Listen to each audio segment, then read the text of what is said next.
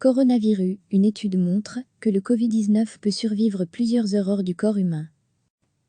Le nouveau coronavirus peut survivre pendant plusieurs heures à l'air libre, sur des surfaces diverses ou même dans l'air, d'après une étude publiée mardi.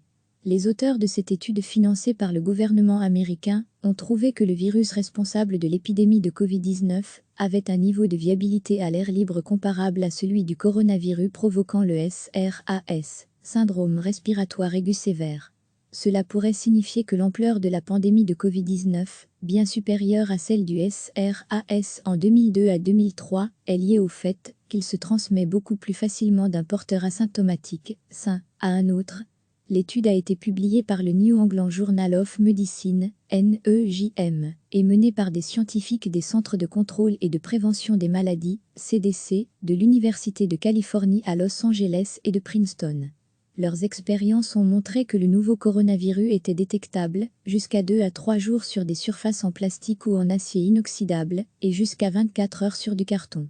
Les chercheurs ont également utilisé un nébulisateur pour diffuser le virus dans l'air ambiant. Par cette technique, ils ont trouvé des traces du virus sous forme d'aérosol, c'est-à-dire de particules suspendues dans l'air, pendant 3 heures. Mise en ligne à destination des professionnels avant d'être examinée par un comité de lecture, l'étude s'était toutefois attirée des critiques, des experts jugeant que l'utilisation d'un nébulisateur ne simulait pas bien la toux ou les éternuements d'un malade et risquait d'augmenter artificiellement l'ampleur de la contamination par voie aérienne.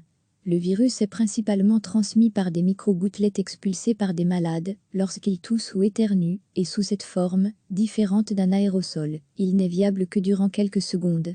Des tests similaires pratiqués avec le coronavirus du SRAS ont abouti à une viabilité équivalente hors du corps humain. Cela ne permet pas d'expliquer pourquoi la pandémie de Covid-19 touche près de 200 000 personnes, avec quelques 8 000 décès, alors que le SRAS n'a contaminé que 8 000 patients et tué 800. Les différences épidémiologiques viennent probablement d'autres facteurs, comme une charge virale plus élevée dans les voies respiratoires supérieures et la capacité des patients, ne présentant pas de symptômes à transmettre le nouveau coronavirus, estiment les auteurs de l'étude. Beaucoup de questions se posent sur le coronavirus. Quel est son taux de mortalité? Quels sont les symptômes? Que puis-je faire pour me protéger?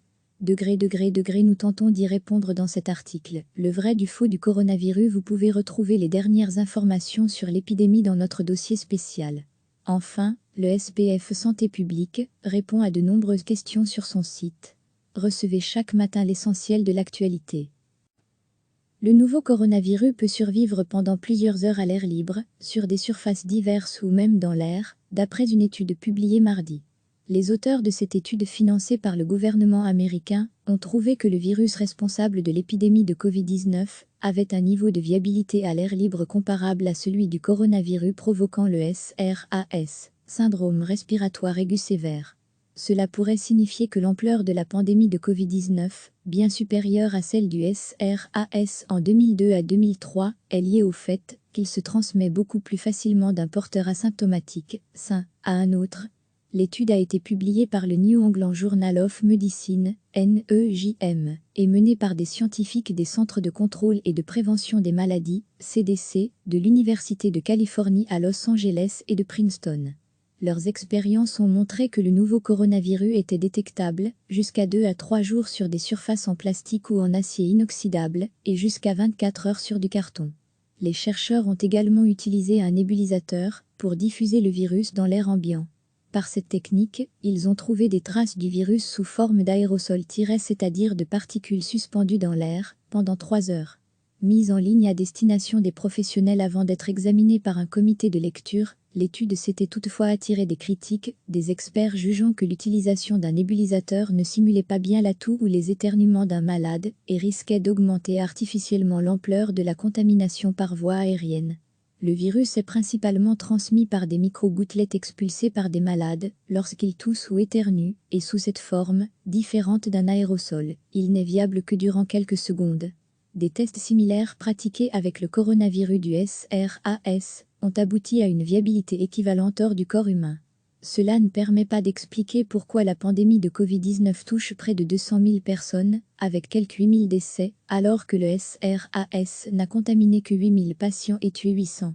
Les différences épidémiologiques viennent probablement d'autres facteurs, comme une charge virale plus élevée dans les voies respiratoires supérieures et la capacité des patients ne présentant pas de symptômes à transmettre le nouveau coronavirus, estiment les auteurs de l'étude. Beaucoup de questions se posent sur le coronavirus. Quel est son taux de mortalité? Quels sont les symptômes? Que puis-je faire pour me protéger?